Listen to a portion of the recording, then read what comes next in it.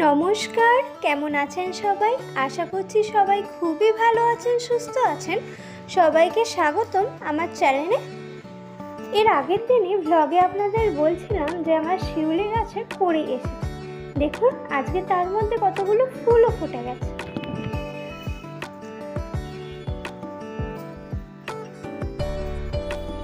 এরপরেই চলে এসেছিলাম রান্নাঘরে। আজকের মাংসটা শুধু আমি রান্না করব, বাকি রান্নাগুলো আমার মাই করে নিয়েছে।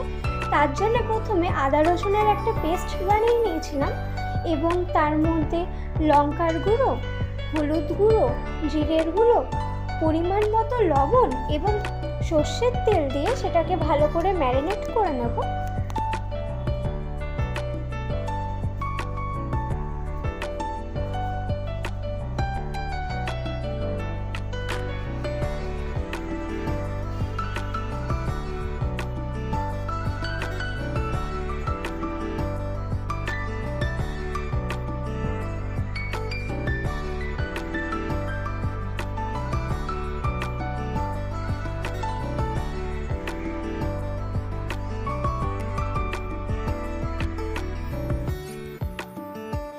চলুন, হয়ে গেছে ম্যারিনেট করা। এরপরে কড়াইতে কিছু আলু কেটে রেখেছিলাম, সেটা দিয়ে দেব ভাজতে। আলুটা আমাদের লাল লাল করে বেশ ভালোই ভাজা হয়ে গেছে। এরপর এটাকে তুলে নেব। তারপর কড়াইতে তেল দিয়ে তার মধ্যে পেঁয়াজ ভাজতে দিয়ে দেব। একটু হলুদ দিয়ে দিয়েছিলাম এবং এটাকে একটু ভালো করে নেড়ে চেড়ে নেব। তারপরেই আমি এটার মধ্যে গোটা জিরে, এলাচ, দারচিনি, গোলমরিচ অ্যাড করে দেব।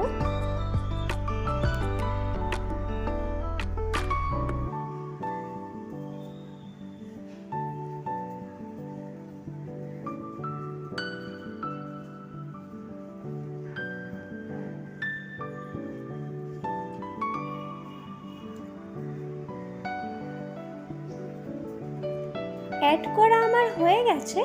এরপরেই আমি এর মধ্যে সামান্য পরিমাণ একটু লবণ দিয়ে দেব। এবার এটাকে ভালো করে নেড়ে চেড়ে ভেজে নিই। চলুন।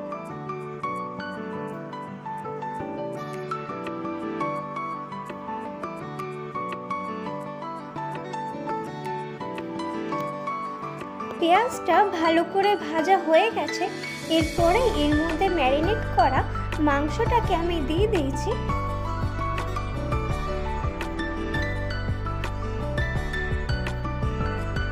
দেখুন ভালো করে কষানো হয়ে গেছে। এরপরেই আমি এর মধ্যে অল্প জল অ্যাড করে দেব। আজকে বেশি ঝোল করব না, একটু কষা কষাই রাখবো।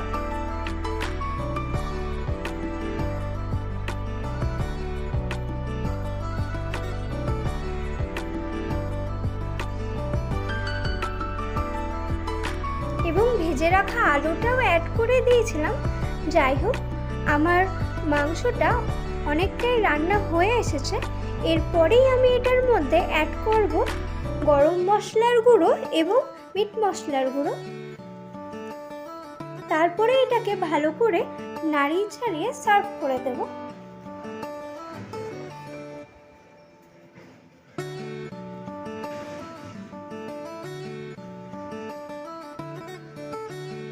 চলুন, হয়ে গেছে রান্না।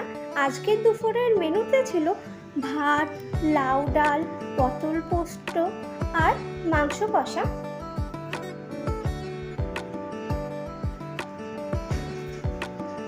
খাওয়া শেষ হয়ে গেছে। এরপরেই বিকেলে আমি চলে গেছিলাম একটা স্টেশনারি শপে। এখান থেকে একটু সানস্ক্রিন, ময়শ্চারাইজার, একটু তুলো, গোলাপ জল, ফেস ওয়াশ এবং একটা খুব কানের পছন্দ হয়েছিল, খুবই সুন্দর কানেরটা, সেটাই নিয়ে চলে এসেছি। চলুন, আজকের ব্লগটা এতক্ষণেই দেখা হবে খুব শিগগিরই পরের একটা ব্লগে।